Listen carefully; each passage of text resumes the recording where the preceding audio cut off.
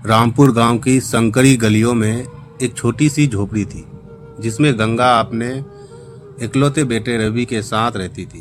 गंगा का पति कई साल पहले एक बीमारी के चलते गुजर चुका था। अब उसकी दुनिया में बस एक ही सपना था, रवि को पढ़ा लिखा कर बड़ा आदमी बनाना, ताकि वो गरीबी से बाहर निकल सके। गंगा दिन रात मेहनत करती, कभी खेतों में मजदूरी करती तो कभी दूसरों के घर में झाड़ू पोछा लगाती। वो खुद आधा पेट खाती लेकिन रवि को भरपेट खाना खिलाती। उसके पास अच्छे कपड़े नहीं थे लेकिन वो रवि के लिए स्कूल की फीस जमा करने में कभी पीछे ना रही। बेटा तू बहुत आगे जाएगा, बस तुझे मेहनत करनी है। मैं जो तकलीफ़ें झेल रही हूँ तुझे नहीं झेलने दूंगी, गंगा हमेशा यही कहती। रवि भी समझदार था। माँ को दिन रात मेहनत करते देखता तो मन में मन ठान लिया कि एक दिन माँ को सारी खुशियाँ देकर उसकी ज़िंदगी बदल दूंगा। रवि पढ़ी लिखाई में बहुत होशियार था। गांव के स्कूल में टॉप करता था। अध्यापक भी उसकी तारीफ करते, लेकिन पढ़ाई आगे करने के लिए उसे शहर जाना था और उसके लिए पैसे चाहिए थे।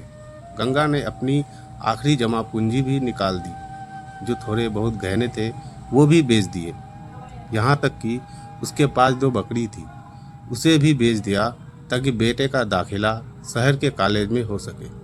माँ मैं बड़ा आदमी बनकर लौटूंगा और तुझे रानी बना दूंगा, रवि ने शहर जाते हुए कहा। मुझे कुछ नहीं चाहिए बेटा, बस तेरा भला हो, माँ ने आंसू पोंछते हुए जवाब दिया। शहर में रवि को बड़े कॉलेज में दाखिला मिल गया। वो मेहनत करता गया और धीरे धीरे अपने सपनों को पूरा करता गया। पहले उसे एक छोटी सी नौकरी मिली, फिर धीरे धीरे वो तरक्की करता गया। कुछ साल बाद रवि एक बड़ी कंपनी में अधिकारी बन गया।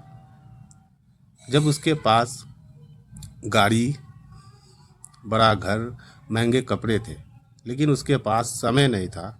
गांव की वो कच्ची झोपड़ी, वो माँ का दुलार, वो मिट्टी की खुशबू, सब कुछ पीछे छूट चुका था। माँ अब भी उसी टूटी झोपड़ी में थी। उसे पुराने चूल्हे पर खाना बनाती थी, लेकिन उसका बेटा अब आलीशान जिंदगी जी रहा था। गंगा रोज दरवाजे पर बैठी अपने बेटे का राह देखती थी। हर गुजरते दिन के साथ साथ उसकी आंखों की रोशनी कम हो गई, लेकिन उसका दिल अब भी बेटे के आने की उम्मीद में जवान था। माँ के लोग कहते, बुढ़िया तेरा बेटा अब नहीं आएगा, शहर जाकर लोग बदल जाते हैं। लेकिन माँ हमेशा मुस्कुराकर कहती, मेरा बेटा ऐसा नहीं है, वो ज़रूर आएगा।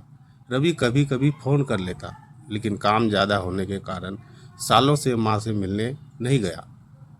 माँ इस बार बहुत काम है, अगले महीने पक्का आऊँगा, और वो हर बार ये कहकर फ़ोन रख देता था।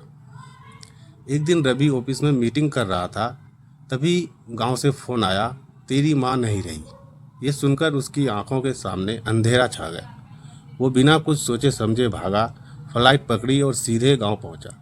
लेकिन तब तक बहुत देर हो चुकी थी। माँ की चिता जल चुकी थी, उसकी राख तक ठंडी हो गई। रवि टूट चुका था। वह उस झोपड़ी में गया जहाँ उसकी माँ ने आखिरी सांस ली थी।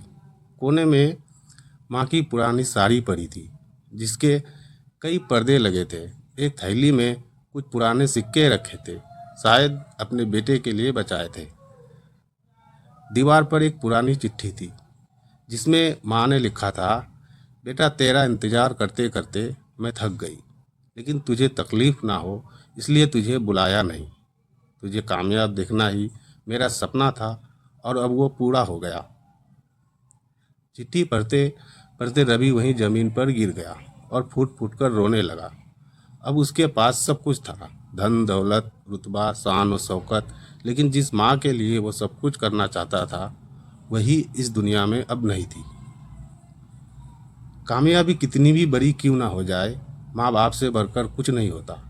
उसकी कद्र तब करो जब वो जिंदा हो, वरना बाद में सिर्फ पछतावा ही रह जाता है।